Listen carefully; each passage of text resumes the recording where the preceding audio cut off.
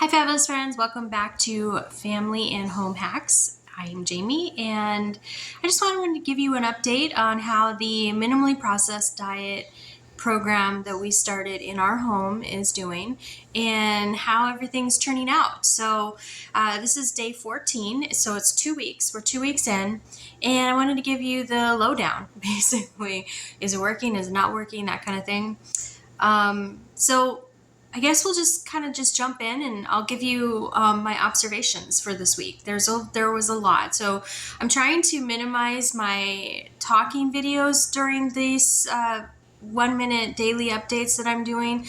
And I'm trying to do like maybe recipes and things like that. And there's a reason behind that. So I'm going to kind of talk about that too. So first, let's just kind of get into the pros. So the biggest pro is that you feel overall healthy. So week 1, I lost 5 pounds. We all know your first week on any kind of diet change, it's going to basically be summed up to water weight. I live in Arizona. It's very, very hot this summer. So my body is naturally just holding on to the water. I could just see my whole family was kind of ballooning up from just being puffy. We're getting puffy. And I'm guessing because our body was just trying to retain water because it was the hottest couple of months. It has been the hottest couple of months here in Arizona that we started this diet. So the number one pro to this is I did lose weight, and my second week I also lost a pound. Now it was only a pound, but I will say I am a female and I was on my monthly hormonal week. I like to call it the hormonal week. So I was on that week. So normally, when I'm just eating whatever, which is usually pretty healthy anyways, I try to stick with organic and that kind of thing. But processed foods, when I'm eating processed foods, I won't lose any weight during that week. And sometimes I'll gain it. I'll get bloated a couple days and then I'll lose it. This time I was pretty steady through the week and I lost a pound, which was amazing. So I give the minimally processed food diet plan it's not really a diet plan, it's a lifestyle change. I give it a kudos for that. We'll see how next month goes if I still have the same response during that hormonal week. Now this week, I'm hoping to lose 2 pounds. Healthy weight loss, they say, is 1 to 2 pounds a week. If I can lose 3 pounds a week, I'll be ecstatic, but I don't want to go more than that. Now, I do want to say something about my skin. Now, I'm just going to kind of show you. Now, if you've seen me with no makeup, I'm wearing just a little foundation, what I would normally wear for makeup. I'm not wearing anything else. I'm not adding anything, just a little light lipstick, a little foundation, which I find that since I've been out in the sun and getting a little bit more sun, I think that maybe my foundation is a little too light for me. So I might have to up my foundation to a darker shade. So I've noticed that with that the redness is actually starting to go away. And for those of you that have, this is possibly rosacea. For those of you that have rosacea, you know that you're going to have bumps and stuff in there as well.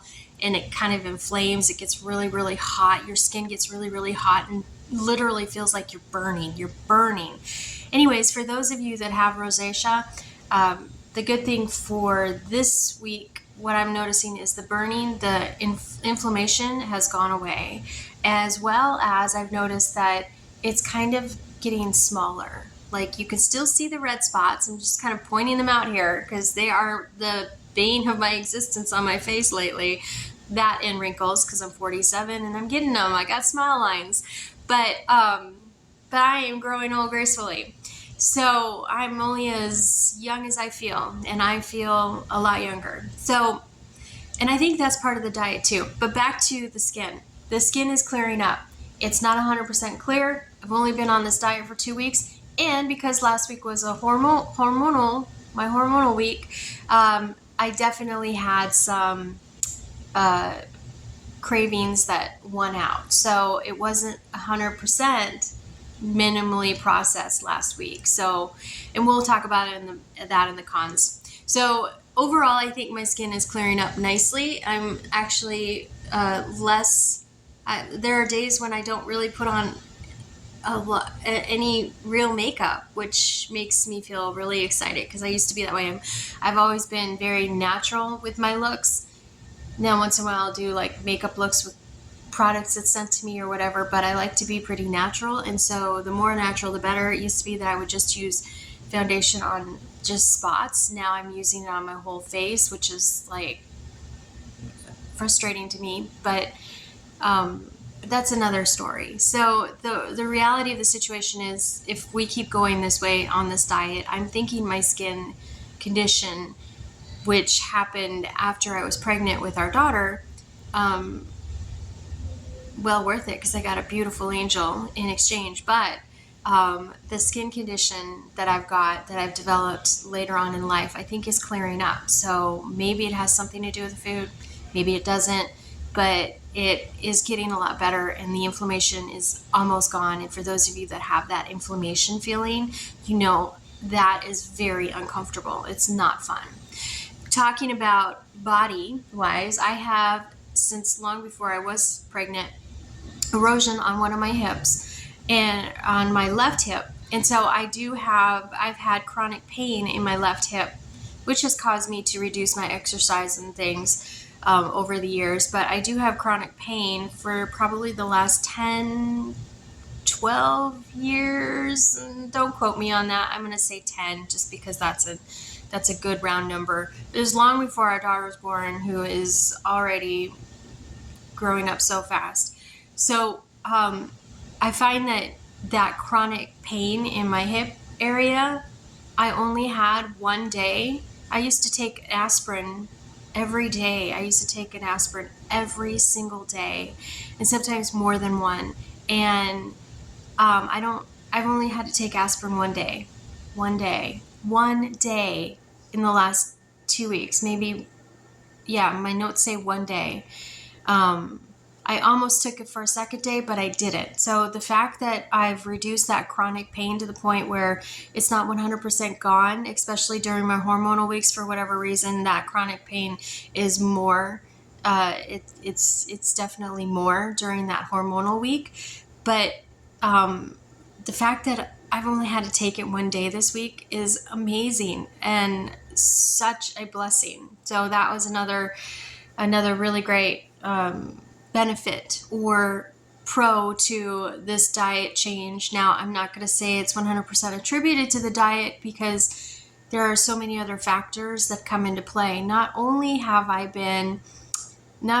had more energy, which means I've been exercising more. I've been getting out in the sun more. We've got a garden and I'm out there in the sun. We've actually put it into our calendar to go out to the garden 1 hour every day. Like, that is huge for us. And the pain that I would normally feel after going out into the garden has been so minimal. Like, all that bending, turning, you're getting exercise in areas that you don't normally get if you have a very stagnant lifestyle like I do, where I work from home on my computer. I write books on my computer.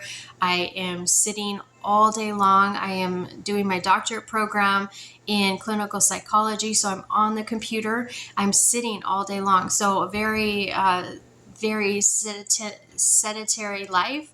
And now all of a sudden I'm getting out and exercising. When I did that before, it was a lot of pain for days after. I would not be able to go out for another day. That's not the case this time. I am literally enjoying my time out in the sun with my daughter in our garden, making fresh food that is not processed and organic because we don't grow with chemicals. So it is a win-win-win. That energy that I have, extra energy that I have, is starting to burn off. I'm still having a hard time sleeping.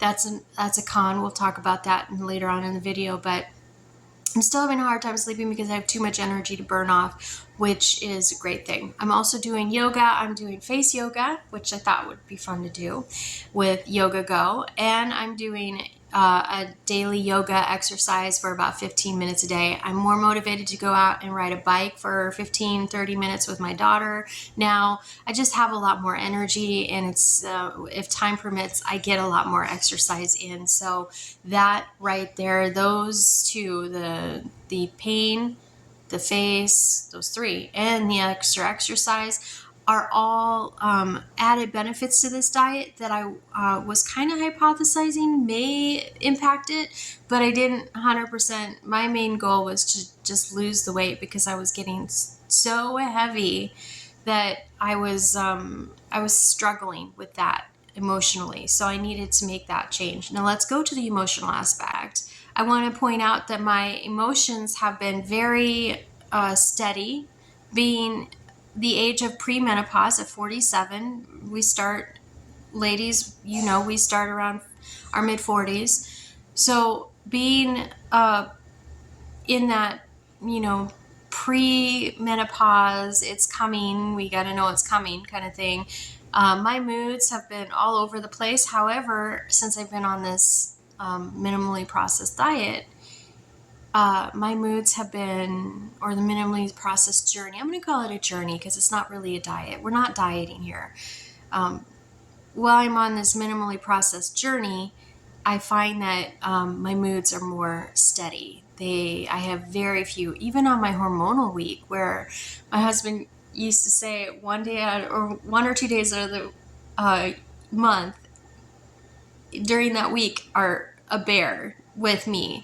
And you just got to kind of, I mean, everything would just, like, I would get upset about this, or I get upset about that, or I get emotional about this. But not anymore. I mean, I'm more steady. I'm more, oh yeah, okay, more my easygoing self, which is exciting in itself as well. So all of that. I also want to point out that we eat a lot less. For whatever reason, our food has, maybe it's more calorie dense because it has less chemicals in it, and it's more natural, but we are less hungry. The Mediterranean blue zones, well, I'm going to say the blue zones because it isn't just the Mediterranean. I am trying to follow a similar Mediterranean diet, with beans or legumes, as they call it, squash, corn. I actually want to learn how to make homemade corn tortillas. That looks like a process, but we'll talk about that in another video. But squash, there's the three sisters in the blue zone that they talk about, and the three sisters are squash, beans, and corn. In the one blue zone area actually primarily only eats those. Another blue zone area primarily eats sweet potatoes, those purple sweet potatoes, which, by the way, we're growing in our garden. So I'm hoping we're going to have more of those. But a lot less meat and more veggies and beans. And that's what we seem to be eating too. And it seems to be really all around. It just, you feel good. And it's more calorie dense. And one of the things they talk about, and I will link up, it's on Netflix, and I will link up the video down below for you to watch if you want to watch it. But the one we watched, it's an actual series of like 4, it's a good bingeable series if you want to talk about health, and a lot of science facts in there. So Living to 100, I think is what it was called, but I'll link it up down below.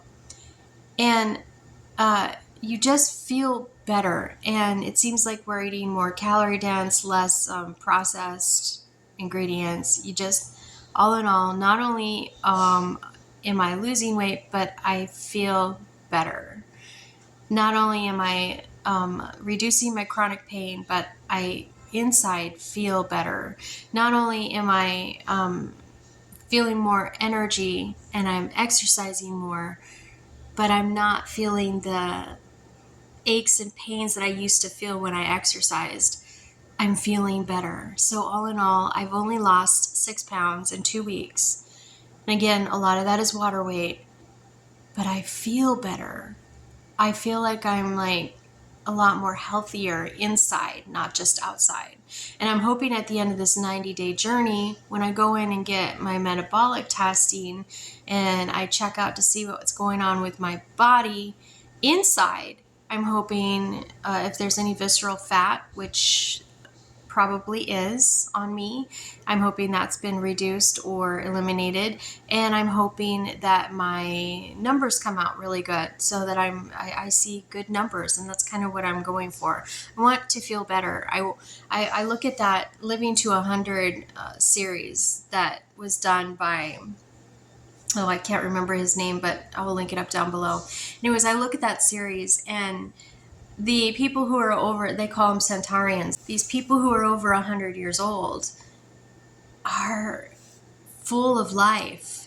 They're doing things that even I, at my age, 47, don't do. You know, they're so, and that's what I want. If we could live to 100, our family, I want to see us live to 100 where we're feeling that good about life. And so that would be the goal.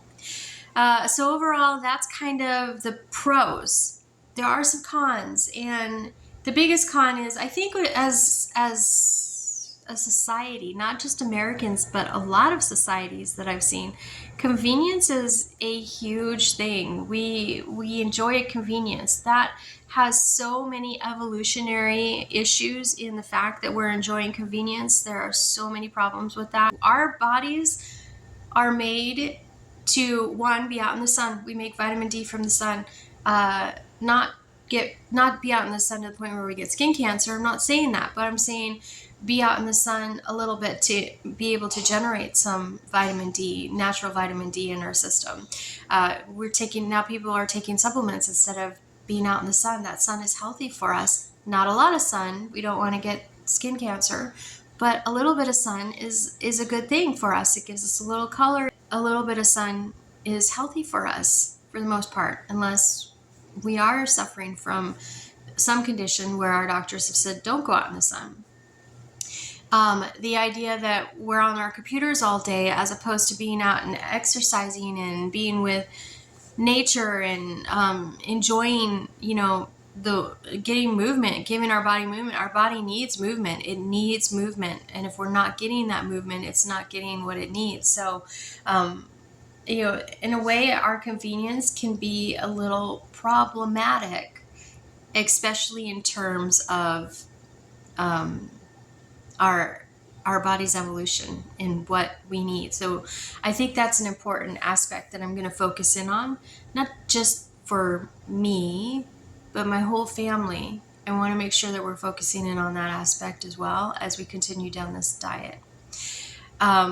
So cons. I think that the biggest con, I know I was getting somewhere, was the convenience.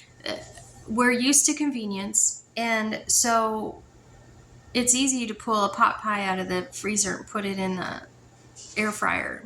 We did it many times. Even if we're buying the most healthy pot pies, which, by the way, the one that I found that we used to eat all the time was Annie's, because or Blake's, sorry, or Annie's, either one, because they're very healthy, but they're not healthy because they still are processed. They're still processed. And you're not going to, I don't live in the country. I don't have a corn grinding stone to make homemade tortillas. I know logically, I'm not going to eliminate the processed food from our diet completely, but I am reducing it a lot. And so that's the biggest con, is the fact that it takes a lot more time, a lot more effort, a lot more planning to figure out what foods you're going to eat. But once you get that process figured out, then it's going to be easier. For example, I know that purple sweet potatoes are good. Per the Blue Zones diet, what they found is the majority of one area was the diet consisted of purple sweet potatoes. So make up a batch of purple sweet potatoes, put them in a package in the fridge, and eat them throughout the week. That way it takes a long time to cook a sweet potato, but if you have them pre-made through the week, you created your own level of convenience that we're used to, and you only put a little bit of work in at the beginning of the week. So meal planning is huge on this diet. You have to do it. You have to do it, or you're going to give into the idea of convenience. You have to do the meal planning. It is just a necessary evil, or you will give into the idea of convenience and do that. And I did that a couple times this last week, partially because of cravings.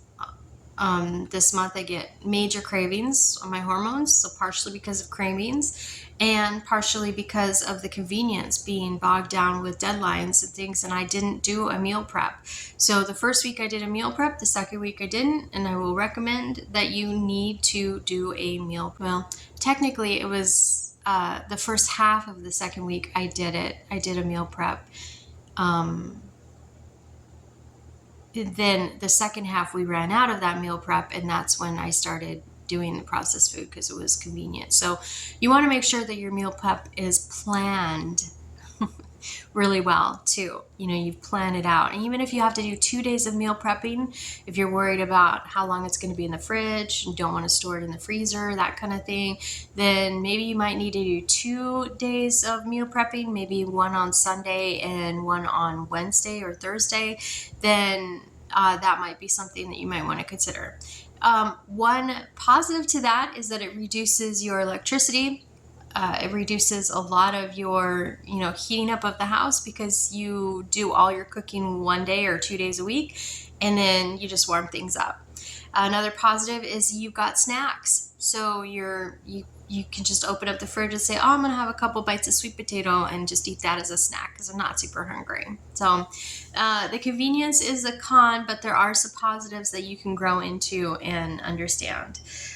So because of my biggest con for this is the convenience, a lot of the videos that I'm going to share are going to be 1-minute quick recipe ideas so that you can do them at home and make your own meal plan and do that. I might do, if I have a weird day, I might have a random update for 1 minute, but mainly we're going to focus in on food or exercise or just things that help with making this lifestyle change, this journey, a little bit easier.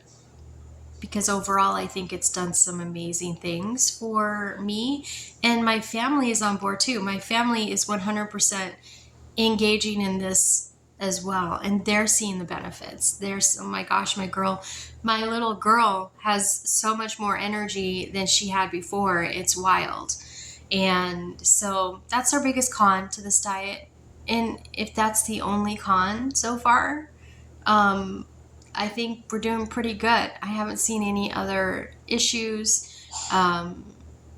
Overall, I'm feeling good. Again, it's only 14 days in. That might change. And I'm going to do this for 90 days. So check out the playlist. Most of it's just 1-minute videos. Some are longer. It just depends. As I'm researching food and I'm getting more information, I plan to do more food research videos. You'll see one of them in the playlist. I talk about, I was so furious when I learned this. It took me a long time to calm down before I could do that video. Because when I first learned it, I was just so furious because oatmeal is something we feed our family. Like, it's a staple. It's a staple. And so I was so upset when I found out that glyphosate was part of the agricultural process for many of our oats. And if those of you in the know that glyphosate is actually the active ingredient in Roundup, and those of you that keep up with current events, Roundup has gotten in a lot of trouble being linked to cancer. So there is definitely a lot of things like that. It's not on your label. I preach reading labels all the time, and in my videos where I go in shopping and I'm sharing with you things on food labels, I always say we never buy anything bioengineered. If it says bioengineered on the packaging, we don't buy it. But there's more about the packaging. I'll share in another video about bioengineers, which I was a little upset about as well. But I'm going to share that with you. If you see a QR code on the package, click it. It'll tell you a lot of times that's how they have to make you aware. They could just put a QR code on there. They don't even have to say bioengineered food ingredients. Or if they have a phone number on there or a website, you have to visit their website to see it. And that is all the law says. From 2019, February 2019, that is all the law says about as far as making people aware that it contains bioengineered food ingredients is those steps. Or it can say on the ingredients, right below the ingredients, contains a bioengineered food ingredient. So, but I'll do another video on that and show it to you. I'm actually going to pull up, what I do is I'll pull up the actual articles and go over it with you. That way you can see it's not just me just spouting off. I'm actually pulling this information and sharing it with you. Anyways, so that is another thing. I don't buy any bioengineered food ingredients. A lot of the, I have a go-to brand. Those of you that have this brand, you know, it's on so many areas of the store. It's called Simple Truth. It's non-GMO. They don't put bioengineered food ingredients that I've seen in there. But again, GMO and bioengineered food ingredients are two different things. So I haven't seen any bioengineered food ingredients in their products. They're organic, and so they're my go-to, and they're reasonably priced. So that's a company that I'm feeling very confident in. And as far as oats, I go to Bob's Red Mill, and we use that, or 7 Sundays for Oats. Both of them are glyphosate free, and so we use those kind of things. But overall, you know, all of that we'll talk in another video and more in depth dedicated to that. Overall, I think this lifestyle change has been a benefit for our entire family. Our entire family is feeling great, and the energy is amazing. And we're all, you know, dedicated to making these changes. Nobody feels like they have to go get something processed. I will find ways to make the convenience, bring the convenience back to us. And doing that, I'm going to share with you those ways too. I mean, I'm a very busy mom. I have a 6-year-old. I'm homeschooling her. She's a brilliant mind. So I can't, I have to, I'm there with her, teaching her through the day. Then I have my work from home job, my books that I author, my YouTube channel here, my social media that I'm doing, where I'm trying to help people with tips and tricks that I learned over the years and through research. And then I'm in my doctorate program, and nobody said a doctorate program was going to be easy. It is hard. You're doing at least 5 hours of reading alone per class, and we take 2 classes a week, and then or 2 classes a term. And then on top of that, you're writing papers, and that takes hours and hours because you're doing research on top of that, which takes hours and hours. So I'm not going to lie, I'm a very busy person. So convenience is a big con for me. But the benefits that I've seen in 2 weeks on this diet, and the knowledge that I know on how instinctually, and the knowledge, there's an instinctual pull for me to feed my family as unprocessed food as possible, because I feel the more closer to nature we can get, the better.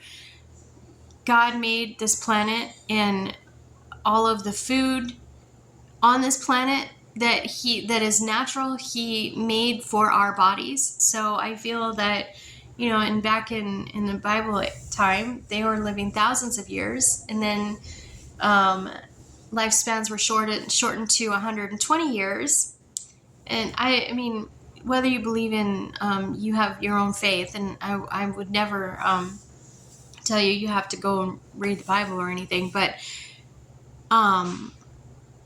you know, if our lifespan is 120 years, and we have people who are only living maybe, 1 to 105, the others to 100, 102, 103, and very few of these, what they like to term centenarians. Most of us, our lifespan is 60s, 70s, 80s. if we're missing out on all of that time, what is the missing ingredient? And that's kind of where my interest in research is going, and probably where I'll probably start focusing in on for my dissertation maybe in the future, how I can find some kind of social impact and how that relates back to psychology, because I am in a psychology program. Food and mood has been my main focus, but that might change as I continue this journey in this case study. But overall, I think that there's a missing link. If we were granted a lifespan of 120 years and we're not making that, where's the missing link? What are we missing? What is it that we're doing that is not related back to making that a reality? And then you look at these blue zones and you realize that they don't live by all the conveniences we have. And I'll share that series down there below. I highly recommend checking it out. It's so amazing. This journalist went out there and researched these areas, and what he found and what he was able to, the correlations between all these different areas, these blue zones throughout the whole world, not just one area. Kind of like an ethnographic study. He went out and he lived with them. He experienced what their lives were like and recorded it all, and literally became part of their communities. And some of the big things that he saw was food was very unprocessed. Another thing is that people were still out there doing hard labor, even in their hundreds. And their cognition was amazing. And another thing that he discovered was the social aspect is so important. And I think, for example, here in America, we send our kids out to go explore the world when they're 18. I'm of the mindset where you have multi-generational families in a household, or at least in the same cul-de-sac or close by, or maybe even in the same, get some farmland, and you have the parents have one house, grandparents have another house, and the kids have other houses, and you all work together in a little community to make your family's lives better, because that social connectedness is super important. And some of these blue zones don't even have nursing homes. Their family members, as they get older, they live with their family. They do not have nursing homes. They don't send them off to go into a nursing home. Anyways, I'll let you watch the series. Maybe I'll even do a quick 1-minute review of each episode so that you can kind of see it. I think I will. So yeah, I think it was amazing. It was such a valuable, it was time well spent watching that documentary series. All right, so that's it. Biggest con is, well, the convenience. And the second biggest con is you have to fight those cravings. And that's definitely a struggle. That was a struggle this week, but I'm back on track, and I hope to see some amazing weight loss this week. So fingers crossed. As long as we continue with all of the health benefits that are coming along with this change, even if I only lose 1 pound, I am happy camper. But 3 is my goal, and 2, I will be super happy. All right, so thanks for watching.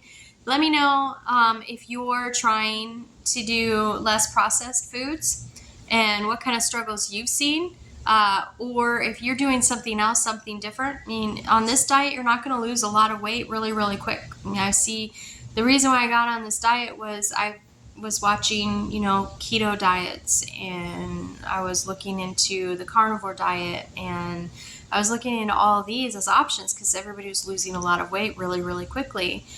But I mean, I I don't like meat very much as it is, so the idea of eating straight meat was not even remotely.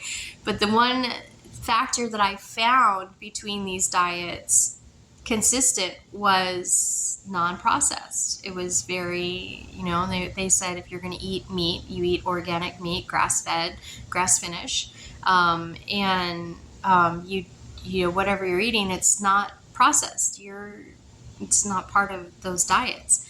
And so that's why I decided to go this route, because I knew my family and I could handle the idea of eating